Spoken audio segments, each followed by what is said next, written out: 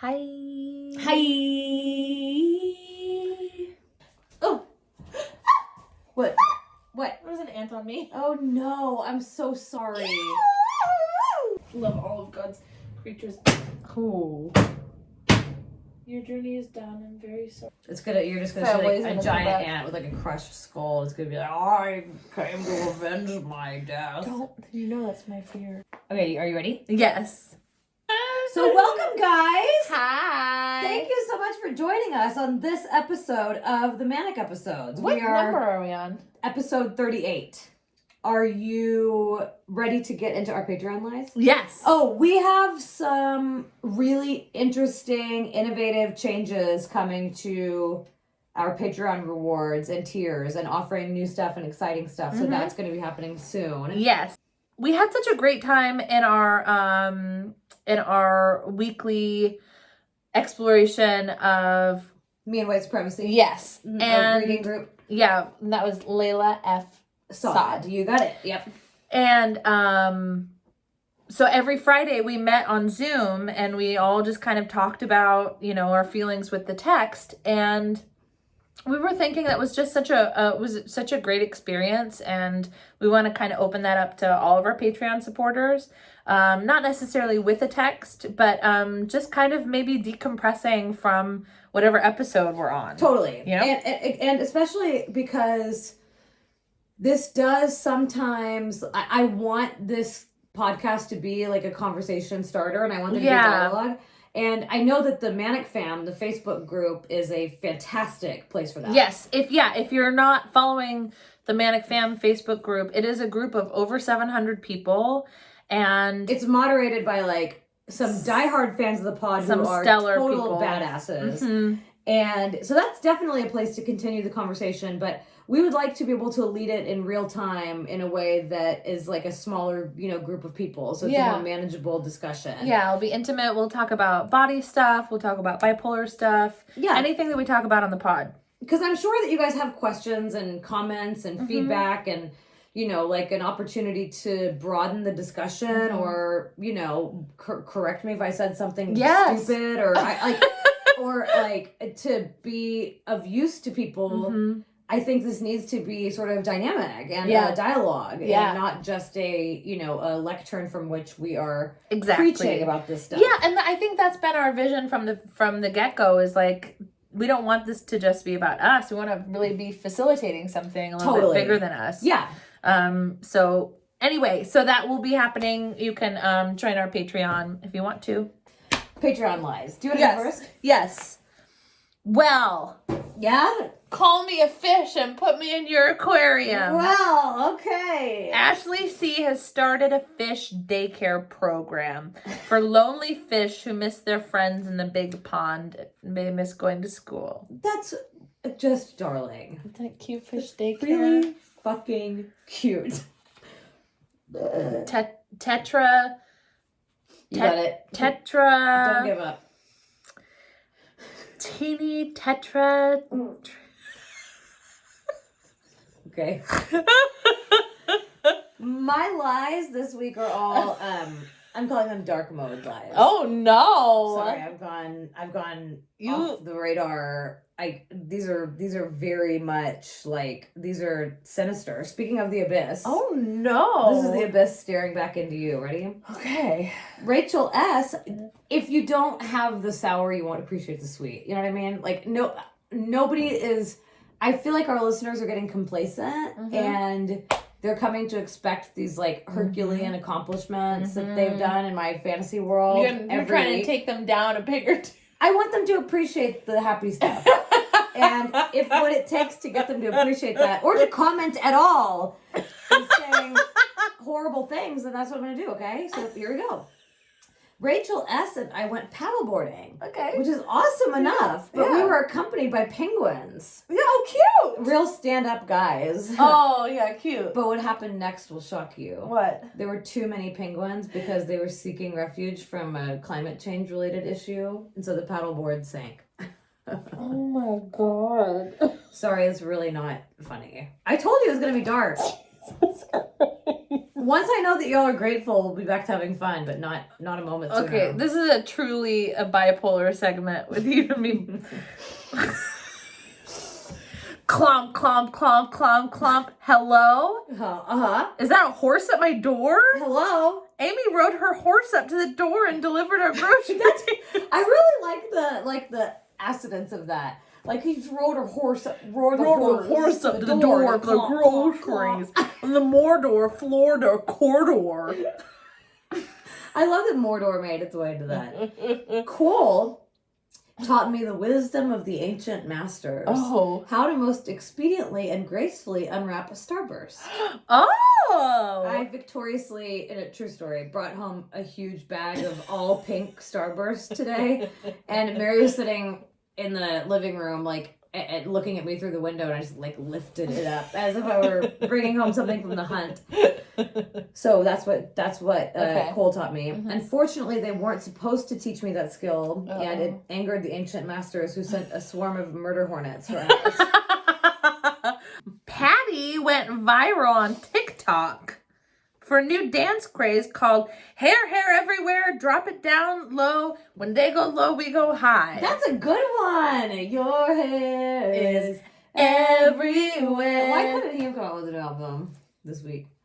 Alongside The Killers and Bright Eyes. Dashboard Confession. Mm-hmm.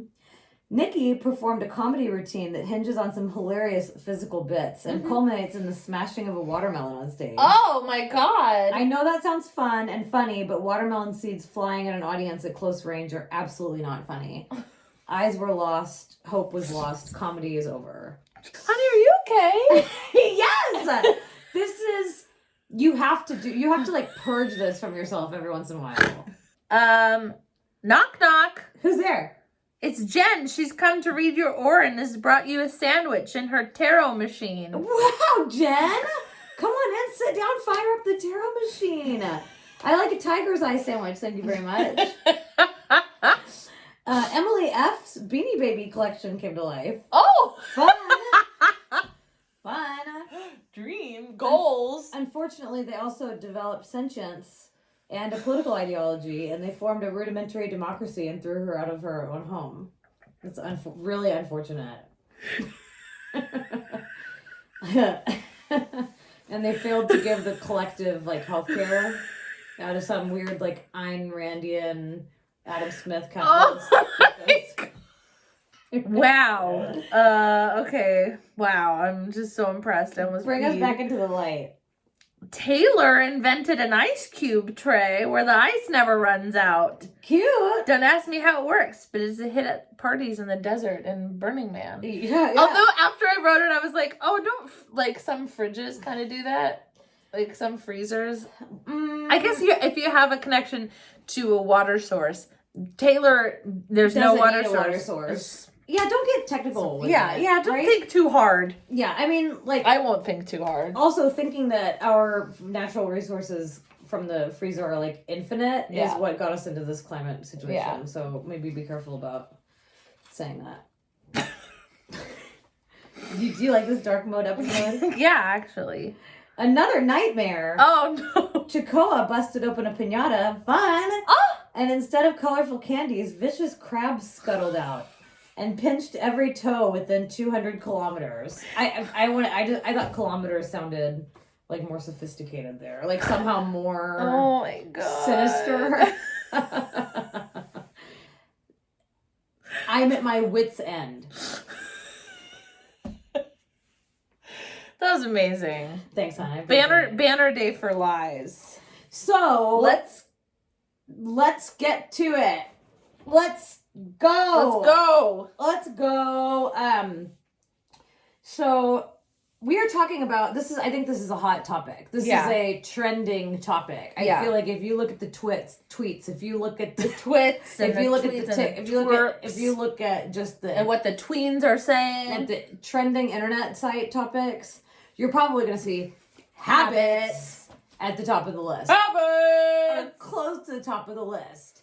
No, not talking about the attire of a nun or the member of a Catholic order. Uh-oh. We're talking, I know. That's what I Oh, is that what you prepared for? That's what I prepared Oh my God, if you want to talk about the Catholic Church, let's fucking go. If that's what you prepared for instead, let's talk about it. But no, this is something I think, especially during the pandemic, has gotten a lot of people's attention, has kind of captured the imagination, because a lot of people are in a position where they have to be more, what am I trying to say? Like, self-motivated and are working at home and not like under the watchful eye of a boss or a supervisor. So they're really having to account for and manage their own time. And I think the pandemic has caused a lot of people, I feel like I'm writing some like cheesy Sunday New York Times article about how the pandemic is, you know, like making us change the maid's schedule or something, but right. I think what I mean though really is that I think this has been a time also just of like idleness where people are confronting their own good and bad habits, like sort of rethinking their relationship with habitual behavior. Totally. And kind of thinking like for people that are following the rules, you know, the health rules and guidance that aren't, you know, socializing as much as they would in person, are really having to contend with having a lot of time to themselves. Yeah, you know? a lot of isolated time. Yeah, and having to manage their own time. Yeah, I know it's been like this happens to me every summer or every time there's an extended break. Yeah, and for me it's like in between tours, which is frequent. Often, you know, And this is, I think, what fascinates me most about this topic, because I've been listening to the big best-selling self-help book by James Clear called Atomic Habits, and it's been like atop the New York Times bestseller list, and people have loved to talk about it. And he's drawing off of another book that was really popular a few years back, which was The Power of Habit by Charles Duhigg. Yeah. And so I've been thinking about it a lot, and I think what I'm really turning over and over into my mind is what is it that makes it so difficult to acquire a good habit, and what makes it so difficult to drop a bad one? Like why that is. And part of me wants to think, well, it's just the path of least resistance. But once I develop a good habit, I'm like, this feels good. Why wasn't I doing this before? Why was it hard to pick this up? Yeah. I don't know. What do you think? I think it's those neurological grooves. Yeah. That it's not by virtue of one thing being better, or, you know, even the path of least resistance. It is the path of least resistance in neurological transmitters, like connecting to each other, and it's just something that you're used to. And I think that they have discussed this in research, saying that that's kind of part of your lizard brain, that you're doing what you've done, and that has kept you alive. So you're really thinking of it in terms of like repeated behavior that you don't have to think about. Right. So you're using it as like, would you say the goal of a habit is to make it unconscious? Like the goal of a good habit is something you just do automatically. Just do it. Yeah. Right. Which as like a brain space saving measure makes sense, but why that same groove can be something that is a bad habit that you can just as easily fall into is, I think, what puzzles me the most about it. Yeah. Well, I think there are like external factors, like if something's addictive, you know, you know what I'm thinking, has a toxin, you know. Yeah, because what I'm thinking about with this is like the difficulty that I have sometimes had sustaining a good habit versus my like 15 plus year long love affair with cigarettes. And I like looking back on my relationship with cigarettes and having struggled with smoking cigarettes and nicotine addiction just about all my life. It's a fascinating one, because I know that there are other elements at play there, like you said. Like there's the fact that it's like a physically addictive substance. Yes. But in every other sense, it is this like unconscious, learned, habitual behavior that becomes linked to like just about every other habit or activity or pattern that you do. Yeah. I think we were talking about this and I compared it to like ivy growing over every other habit you have. It gets like connected to every other habit and it like chokes the joy out of it unless smoking is accompanied with it. Totally. Waking up and having coffee in the morning, talking on the phone, driving, eating a good meal. Yeah. After a meal. Right after a good meal. Right. Yeah. And I used to really think this. I used to think this is more than just a habit. This is something that for some reason that maybe scientists haven't discovered yet is the key to my happiness. Like it holds my mental health together. Like nicotine delivered in this form is what is going to make me happy. And I thought to myself, like, there would be times where it would be like either the power of the habit or just the addiction would be so severe that I'd be like, I don't care if I die from this, it's worth it because I like it so much. Of course, ultimately I didn't really like it, but it just became so ingrained with every other habit I have, you know? Yeah, I had that same feeling, in my early 20s when I was smoking, and I felt like I always want to be a smoker. Yeah, right. Unless this has really, like I can't anymore. Right. Until somebody tells me, right. Not somebody, but like a doctor says you're going to die, and right even now. Then, like they've done these, like they've done studies about when you talk to smokers about the health risks of smoking, the first thing that they want to do is start smoking. Yeah. They want a cigarette, right? Yeah.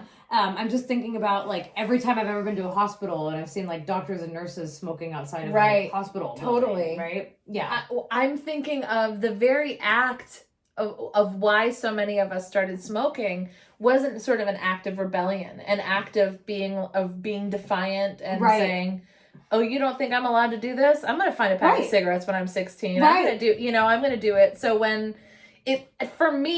people had sort of negative things to say about it or wanted me to quit, I felt there was some like deep part of me that was like wanted to get more entrenched in the addiction. Totally. And when I would I would notice too that my desire to smoke would have this relationship with like the tone of stuff that I was looking at or reading. So if I was reading like dystopian literature or like listening to podcasts where people were really cynical and sarcastic and negative, I wanted to smoke more because I'd get into this mindset of like, fuck it, nothing matters anyway, you know? Yeah. Whereas if I were listening to things that were positive and were, about self-help and mental health, of course that desire would go away. It's like the difference between being at like a yoga studio or being in a dark, dirty bar at night, you know? But I think another thing that's so interesting to me about smoking is that it was such an unconscious behavior that several times when I was in my 20s, I used to sit outside and write while smoking cigarettes.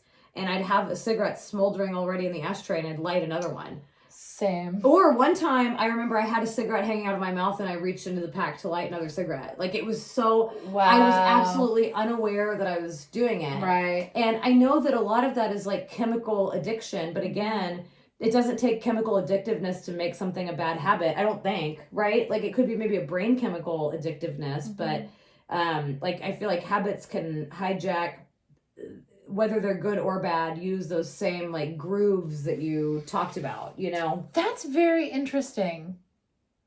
The idea that it's not necessarily an external chemical that is creating a bad habit or vices, say. But I don't know that there's anything that powerful that is that... That's not addictive, you mean? Yeah, that doesn't have an external chemical that's addictive. Because I'm thinking about it, and I'm like, I don't think you would ever, pour another glass of water while you had one directly in front of you. Or, I don't know, I can't think of anything that would, or be on a hike and forget that you were hiking. It's like, but maybe... I'm like biting your nails, right? Like you might not think about biting your nails. Right. I had this weird habit when I was a kid where I would like chew on the ends of my hair. Like I would like kind of like suck on my hair. Or I was a cheek biter and a lip biter. And I still find myself I'm doing it right now. I used to also chew on pens and pencils constantly. And that was almost never conscious. I'd look down and be like, oh my God, I can't believe that I was doing that, Yeah, they're like, You know what I'm thinking? I feel like there are different degrees of habits. You know, like there are like nervous habits or things we sort of do on like a micro scale, and then there's sort of like daily behavioral habits. Totally. So in Clear's book, his whole thesis is that you don't have to develop a good habit by totally overturning your life all at once overnight. Instead, making these really tiny gradual changes will eventually get you to a place where you feel good or you're seeing results or, you know, whatever it is. And he also, I think the way that he says he's building on Duhigg? Yeah. Duhigg's book is in arguing for your habits to begin with a deliberate claiming of a particular identity. So to say, I am someone who hikes. I'm a hiker. And so my habits are going to be consistent with that, right? I'm going to see myself as the kind of person who does that. And that identification is going to be so strong that it's going to lead me to do that, right?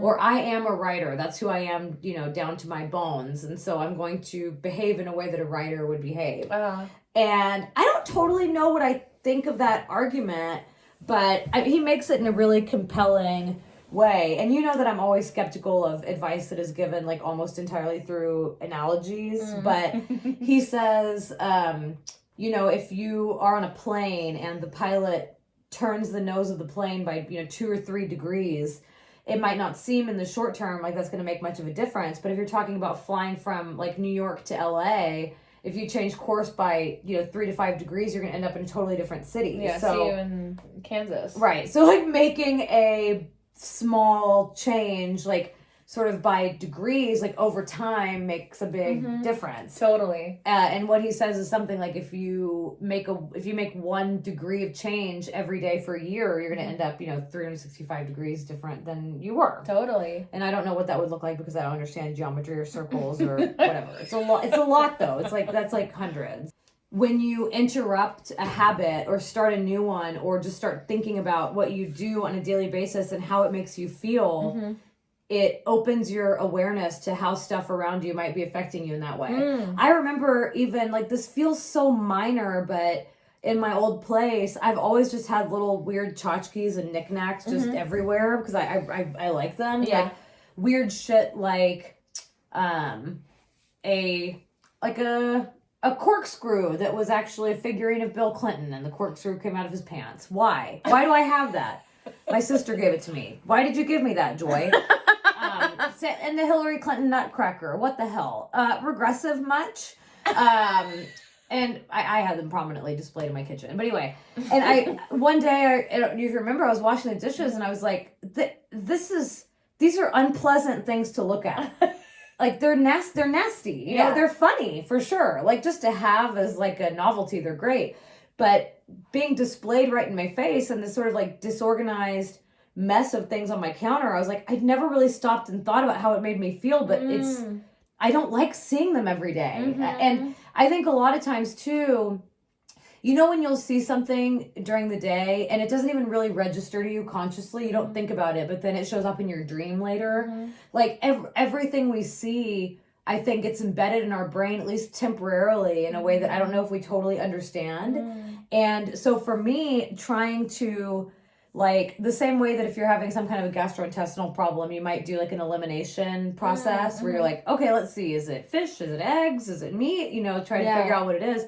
I've kind of been doing that with some of my habits just to see, like, are these good for me? Are these having, what kind of an impact are these having? Because I need to get back into the habit of writing. And I think I beat myself up about it so much, like lots of academics do. Like half of academic Twitter is people berating themselves for not writing enough. Like, it's just this trope. And I realized I don't want to be somebody who has this fraught relationship with writing. It's like been one of my favorite things to do since I was a child. I love to write. But I think I developed this habit of not enjoying it or seeing it as stressful. Does that make sense? Well, and you said you used to have an association with, like, you know, chain smoking and writing. Yeah. And so after quitting smoking, it's kind of like, well, I don't want to do something unpleasant that I can't have my vice with. Right. You know? Or because I was thinking about, Clear also talks a lot in this book about what you should be focused on is not your goals, because then once you achieve them, you're sort of back where you started, and you're sort of setting yourself up for failure, because if you don't achieve that goal, you're going to have not achieved your goal, right? And so I realized, I was like, for like 5 years of my life, that dissertation was my goal. That was my writing goal, was write the dissertation, get the academic job. And I did both of those things, but I never developed a good system of writing. In fact, I had a really bad one. I had all these the vines of other habits wrapped up around it. I would drink constantly while I was writing. I told you I would drink until I couldn't see the computer screen clearly anymore, and then go to bed. Chain smoke cigarettes, like half a pack of cigarettes a night, smoking and writing. And so I've never had like a healthy writing schedule. I've never had one that felt good, that was driven by just a desire to share ideas and write, and wasn't this product-oriented thing, So it's an opportunity for me to discover a healthier relationship with it. Yeah.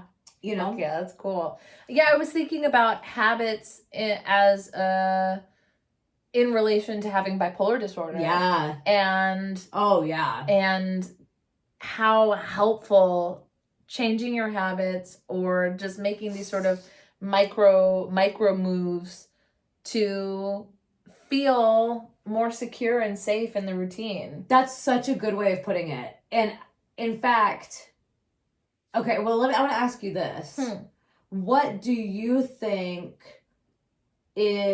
what is the best habit that you've had the longest? I decided, like, maybe 7 years ago, that I was going to drink a shit ton of water. That I was going to carry water with me in every room. You do it. Yeah. And I am almost always totally hydrated. I rarely have headaches, because I used to get headaches from being dehydrated. Yeah. And having most of my,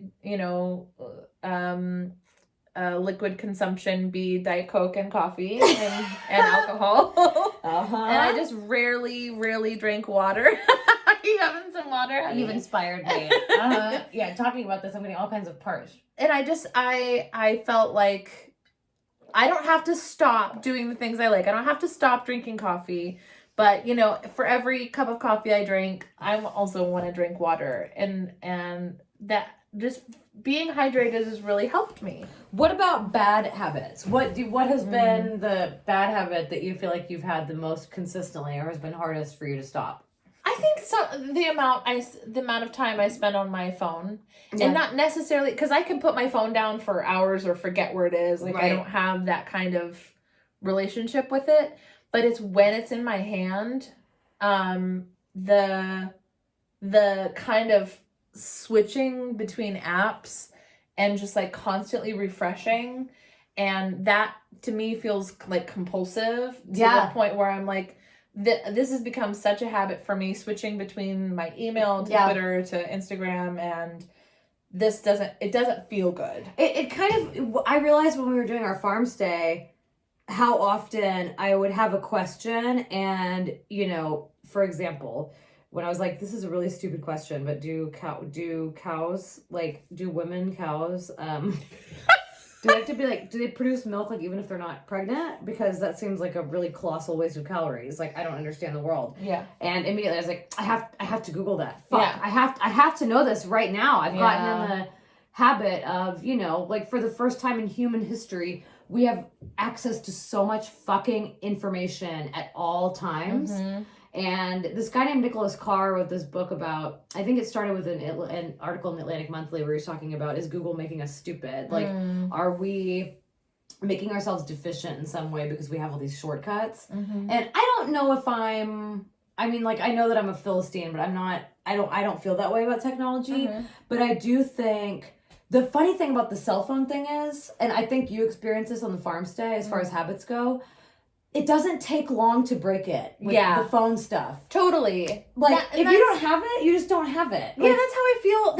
It's how I feel most of the time. I notice, like, for you, I think, what I've noticed with you is it's not like, because I've noticed sometimes you'll like leave your phone in the other room and forget it for extended periods of time. Like the whole day sometimes. Yeah, and I know that probably sounds like, oh, big deal, but I think for a lot of people that's not the case. It's just constantly with them, constantly on.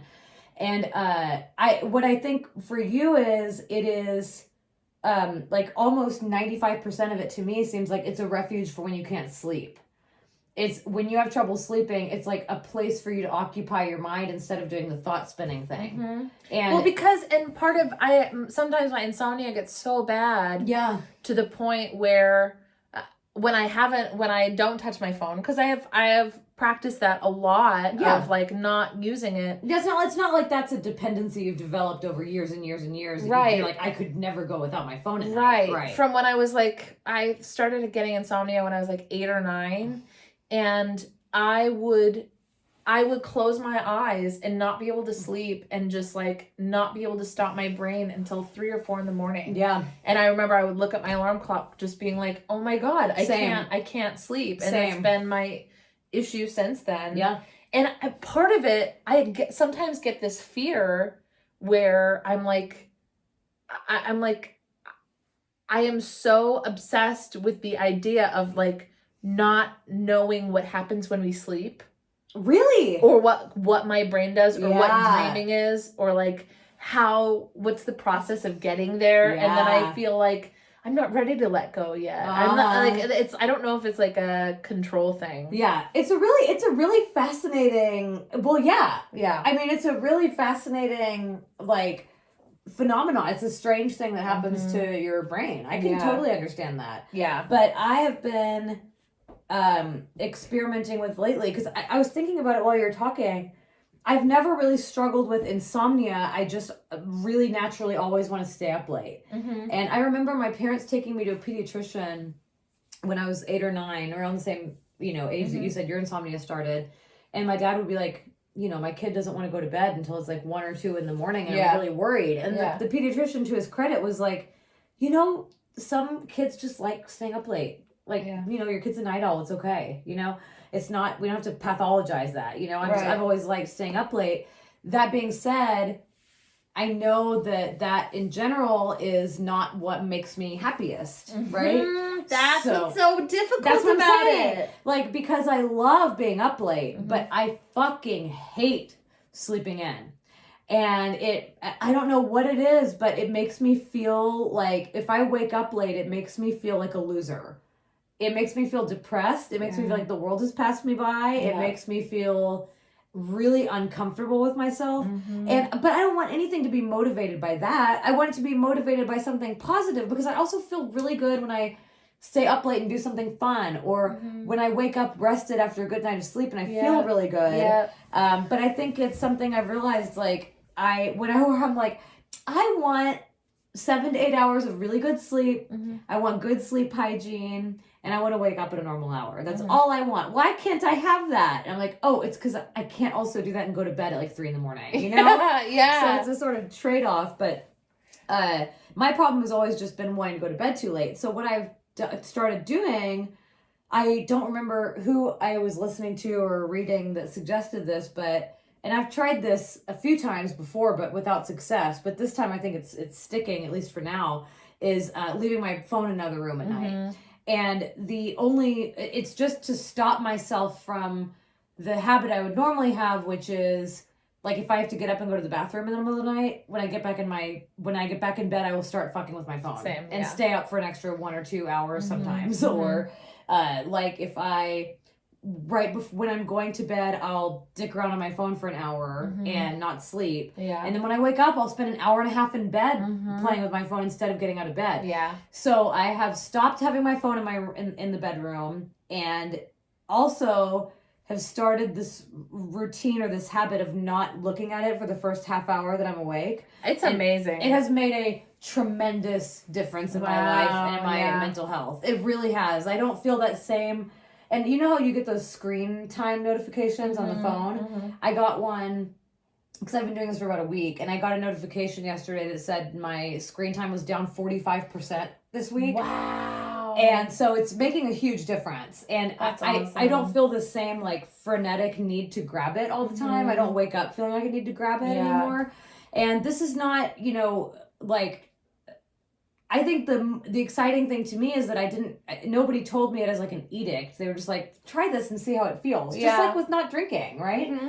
I was like, I'm not going to pressure myself into doing this forever, or like committing to never having my phone in the room. Right. But I just want to see if this helps, you know? And that's made a really big difference. That's awesome. And instead, I feel like I have 30 minutes where I get to stretch and I go outside and get a little bit of sunshine and drink water and take my meds. And often what I'll do is like start reading the paper or start reading a book or start working on something and realize that an extra 45 minutes have gone by and I haven't looked at it. Wow. And so I kind of felt like what you did on the farm stay. Mm-hmm. It was actually it's actually a really easy habit to break. Yeah, absolutely. You know?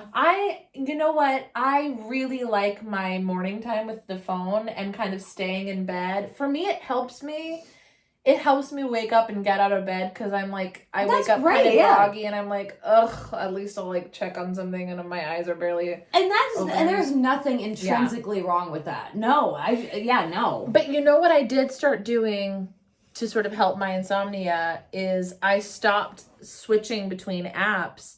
And instead when I was like, okay, you know, at this point it's 2:30 or it's 3, I really need to like do everything I can to shut my brain off. That's when I start doing the New York Times crossword. That's great. Yeah. And so doing like just like one focused puzzle and like, you know, barely completing it. Right. You know. Right. It makes me sleepy, and that's what I did last night. That's great. So I think that's my new habit. Yeah, I think that's anything. I don't think there's any one size fits all to this. It's just the system of trying things out, and I just felt that I was at a point where I was like, something isn't working. I don't know what it is, but I felt like I couldn't focus.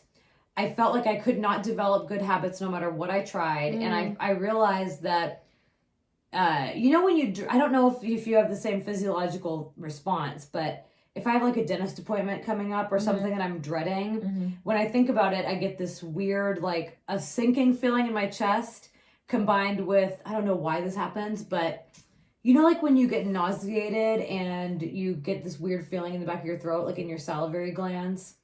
Like, do you know what I mean? It's like almost like you've tasted something sour. Yeah, I think I know what you mean. I get that feeling. Like, I get this feeling in the back of my throat when I think about writing and the sinking feeling. And I realized I was like, oh, my mindfulness practice, which has has been guiding me through observing my emotions. I was like, oh, fuck, I dread it. I dread writing. I don't want to think about it. I get the same exact feeling in my meditation the other night. The guided practice asked me to imagine different scenarios that brought up negative and positive feelings and to just focus on the physical sensation. No judgment attached to it. No attempt to stop it, just observing it. Yes. And it was like, think about something you're dreading. And so I thought about I don't remember what I thought about even. Like having to pay a bill or something. I don't know. And it happened and I was like, oh shit, that's the same exact sensation I get when I think about writing. Wow. So I was like, I have to change this. So I have to look at the sort of like tableau of habits I have because one of them is not working. I don't know what it is, but one of them is not working. And I realized if I get myself into a particular groove, like before I get out of bed, it's like I can't get out of it all that day. Like I can't snap myself into a working mode if I have had like an hour and a half to dick around on Twitter. You know, it's like it's just really hard for me to switch in and out of those modes. Totally. I don't know if this is relevant to this conversation, but that sort of question, like that deep exploration about what activity and what behaviors like leave you feeling positive or negative, and really being, you know, sort of investigative, right? Like kind of curious about it. Right? Yeah, I did the same thing with my personal relationships. With different friends, or I did it like with my Facebook friends.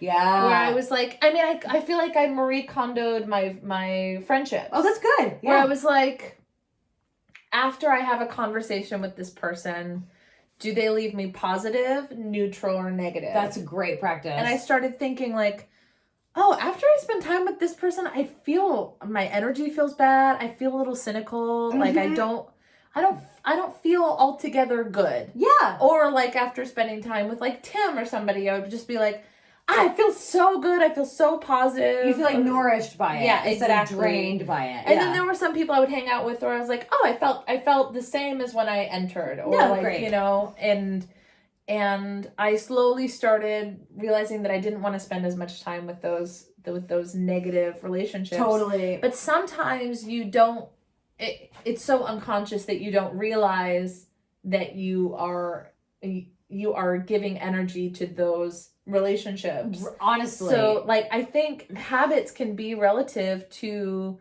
your relationships. They can be, they can, you know, who do you habitually talk to? And does that really feed you? It's funny you say that. I know that this is only tangentially related to what you just said, but I was just reading this study that the American Cancer Society did, and they said that for people under the age of 40, the biggest predictor of whether or not they would smoke cigarettes was if their circle of friends did. And I think there's something about socializing that, again, like your habits get wrapped up in it, but they also become habits, you know, like, and sometimes it takes interrupting that habit and seeing how it makes you feel in the same way, right? Totally.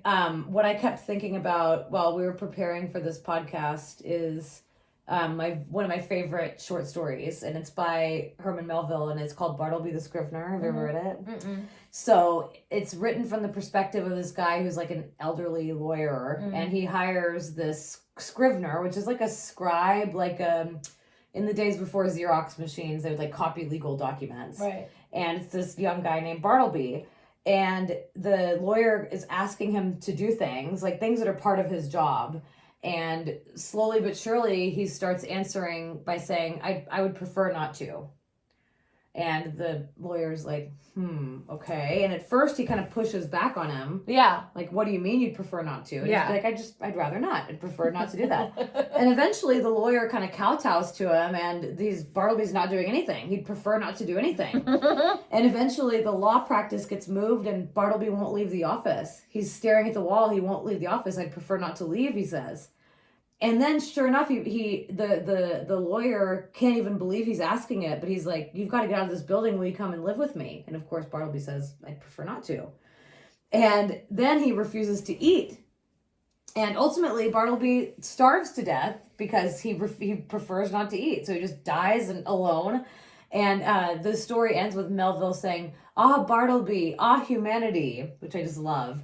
But I've always, and there's this one interpretation of the story in which, if you're looking at it from like a psychoanalytic perspective, some people read it as like a Fight Club scenario where like there is no Bartleby. It's like the dark, like the psychological, like other shadow figure of the narrator who like has a secret desire just to be like, fuck it, I don't want to do anything. And there's kind of like nihilism to it. But I feel like ever since I read that story, I'm like, I am in this constant struggle with my inner Bartleby the Scrivener. Right. Because when it comes to like just about anything, I'd be like, I would absolutely fucking prefer not to. Right. Like getting out of bed at a normal hour, I'd prefer not to.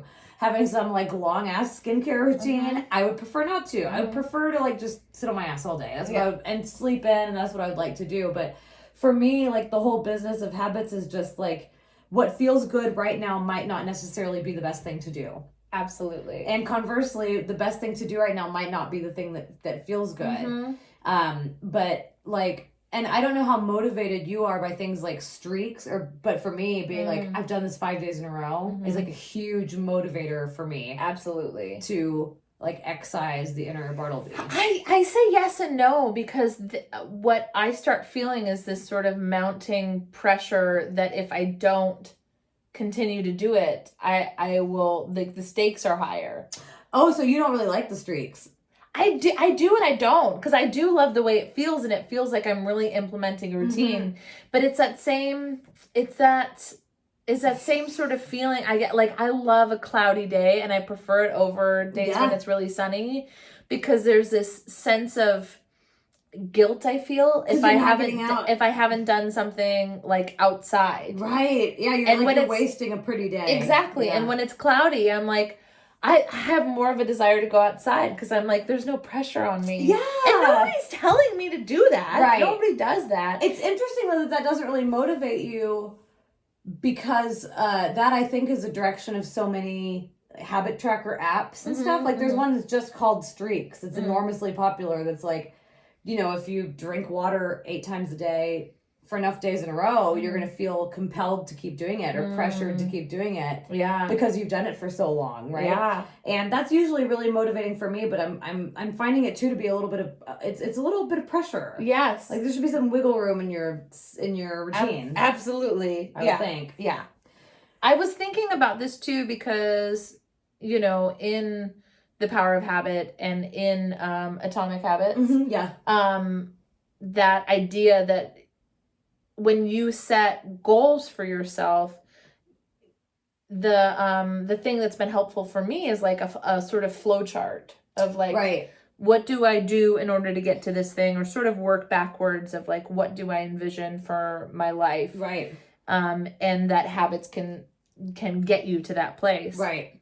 But I started thinking about the element that I think is missing in that discussion is asking yourself, do these habits align with my higher purpose? Yeah, right. That's the meta level. Galaxy brain of it. Right. Of like, okay, I why do I want to achieve these goals? Why is it so important for me to lose weight? Right. And if I am in the pursuit of radical self-love, is that in contradiction with this goal setting of losing weight? Right. And how can I shift my relationship with these with arbitrary goals? Yeah. Yeah. I mean, even I think as you were talking, I was thinking about it, like if you have a goal in the equation at all, I really do believe in Clear's kind of like the guy who wrote Atomic Habits, in his sort of like central axiom, which is if you set a goal at all, you're already setting yourself up for failure. Because even something like you mentioned losing weight, and I thought about it. Even if you say like getting healthy, at what point are you going to decide that you've accomplished that? Like that doesn't really do you much good. Or even with losing weight, like if you lose 20 pounds, is that going to be like enough if you haven't connected that with some broader idea about what really spiritually you need to be happy? Otherwise it'll never be enough. Totally. Like there will never be. Or let's say you do lose that weight, you're going to decide that you don't have the muscle tone that you want, and then once you do that, you're going to it's like the goalposts are constantly moving farther and farther and farther away. And then if you ever do get there, there's this anticlimax, I think. Whereas if you say, I am going to get between 7 and 9 hours of sleep every night. That's I think like that's a goal, but a better way to say that might be, tonight I'm going to get in bed half an hour earlier than I otherwise do. And I'm going to make that a habit, getting in bed at 11 o'clock, right? Or I'm going to make it a habit that I won't have caffeine after 5 p.m. And, I'm going to drink, drink a big glass of water instead of that last Diet Coke. Can you imagine me ever... call the ambulance if I ever end up doing that, because I've had some kind of a mental breakdown. But that's a lot more doable, because I do also agree with his premise that what is it to be like a guitarist if it's not just like the habit of playing guitar, like the fact that you play guitar? Like what does it mean to be a writer or a singer? Like if it's not an official title that's bestowed on you by accomplishing something, it's just like a habitual action. Totally. But to me, when he was talking about it, I was like, well, no, because maybe this is just my fucked up way of viewing the world, but no, if you say you're a guitar player, like let me change it to something else. Like if you say you're a violinist, that doesn't mean that you have a habit of playing the violin. That means you're good at it. That means you're competent. Do you have that same association with identities? Like if you say you're a writer, you better have skill at writing, or it better be your profession. I mean, I think that's all subjective. I know. I want to break the habit of thinking that way, because I don't even believe that, but that's the assumption I make. Yeah, same. And that's why I think I felt really uncomfortable calling myself a writer. Yeah, or but calling myself a poet. Right, but I think about that, but then I'm like Tucker Max is a writer, you know? Like, Ann Coulter is a writer. Like, I'm giving them that just because they write. Like, why am I... Because I think that has held me back from identifying as a lot of different things. Because I'm like, well, no, that can't be part of my package of identities because I'm not good at it. I'm not an expert. I'm not an expert. Right. It's reminding me of Master of None. Yeah, when, Aziz Ansari said, I don't know if he's still problematic, but like, when he says, he's talking to his friend and he said, you know, I feel like I would be really good at the violin. All I would have to do is like practice every day. Yeah. And then he kind of stops. He's like, I guess that's how you get good at anything. Right, I mean, yeah. Like, oh, yeah. I mean, I thought about it. I remember thinking like, you know, I know I'm only like 5'5", 5'6", but I feel like if I had really committed myself to practicing basketball, like really studied it and been into it, I could have gone to college on a basketball scholarship. First of all, that's really easy to say.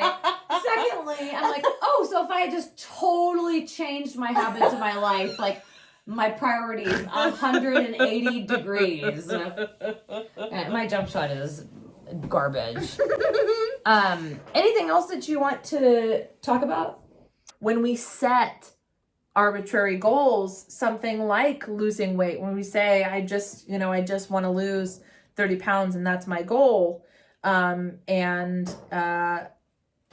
Even for people who have that goal in mind and are, they're saying, okay, that means I'm going to limit my carb intake or whatever, or limit my caloric intake so that I can get that. Right. That is a small incremental habit. But what we're ignoring is the intuition of your body. Right. Are you really listening to what your body needs?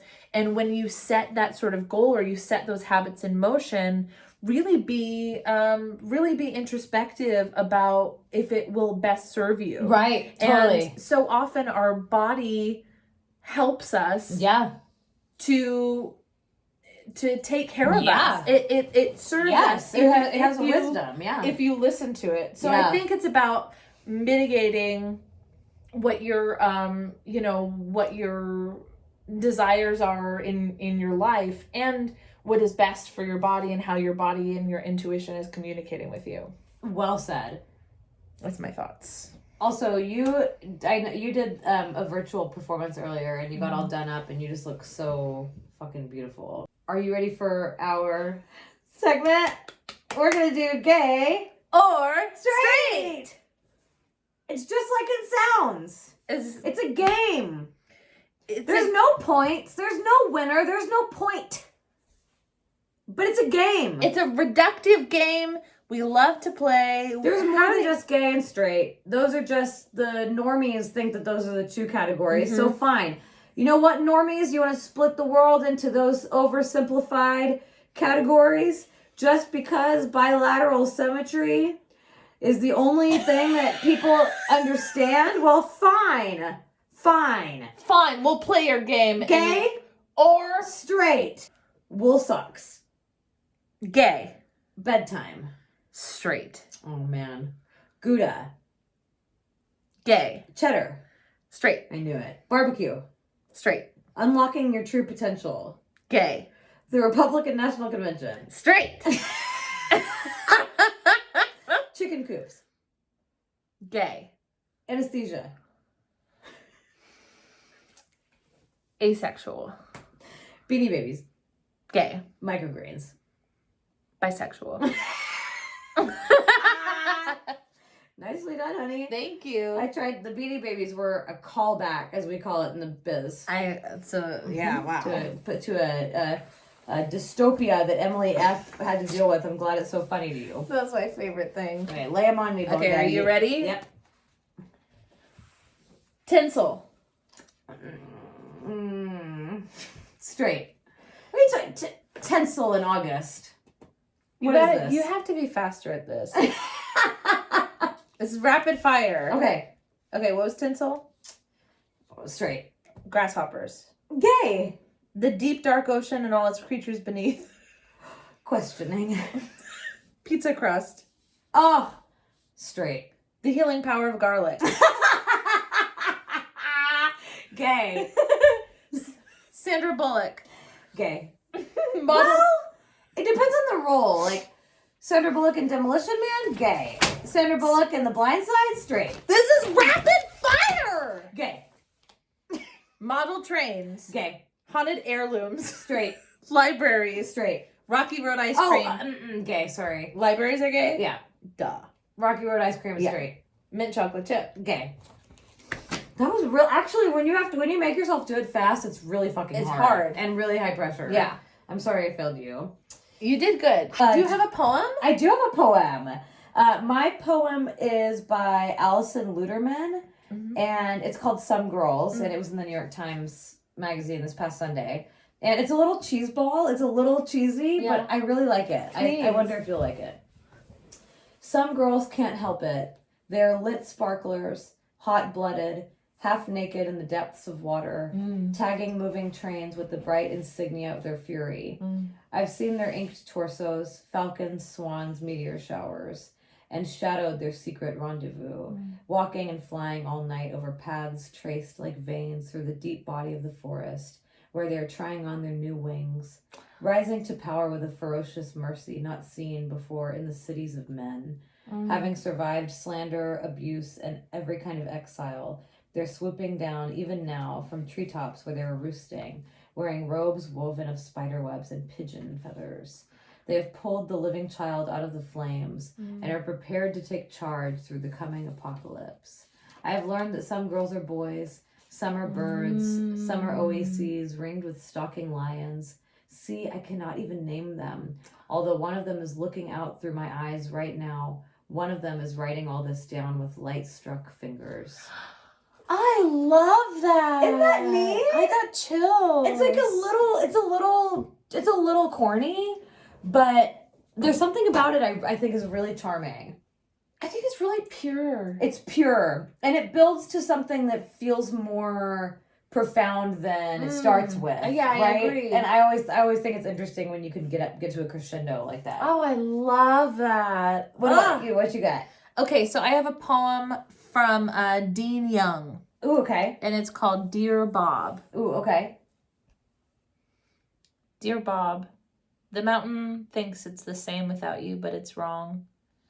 Maybe the same stars whisking themselves further off, the darker, the brighter, same chamomile crushed underfoot, but the little wiry dog we loved has preceded us into paradise. Not that I expected to join her, even though my own crappy heart's worse. Running's out, but I may finally be learning how to sit in a chair. I still don't know what to call the good morning bird, although whatever word it'd be, no truer than manzanita. I think namelessness has a crush on me, on how clean I keep my room, the usual stunned ruckus of wake up.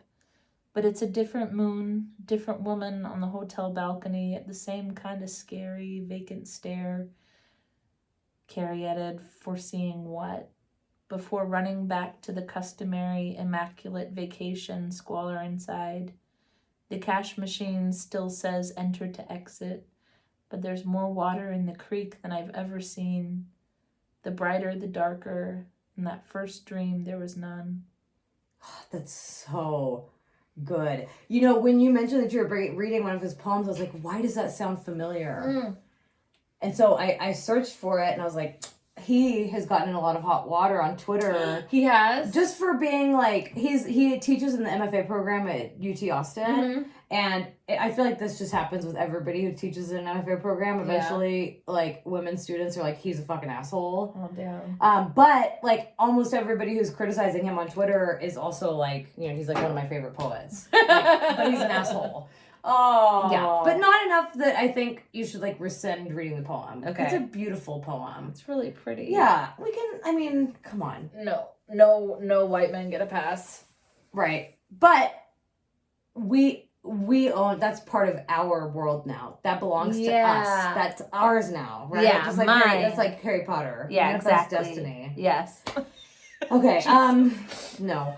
And what about songs? You have a really good song. Well, part of the deal is at the end of the month is when I work on all the Patreon playlists. If you are on our Patreon, then I make a playlist for you based on, you know, a little questionnaire. So this is my favorite time because I like to discover a bunch of new music and get excited about stuff and then put it on people's playlists. Yes. I discovered this singer, Erin Allen Kane, and she has a song called Feel the Need. It is just so fucking good. It's groovy. Yeah, her voice is incredible. Yeah, someone wanted a kind of like a in the pocket groovy kind of playlist, and I was like, okay, I dig it. I got it. I got it. Yeah. What are you listening to? I really like the Killers' new album. And there's a song on their new album called Caution that I really like. It's like really, the whole album is like, kind of reminds me of Tame Impala a little bit. It's like a little bit dreamy and spacey but it's still really tight and poppy, you know? But yeah, it's Caution. That's cool. I think my favorite song on their new album. Love it. All right, guys. Thank you for joining us. Yeah, thanks for hanging.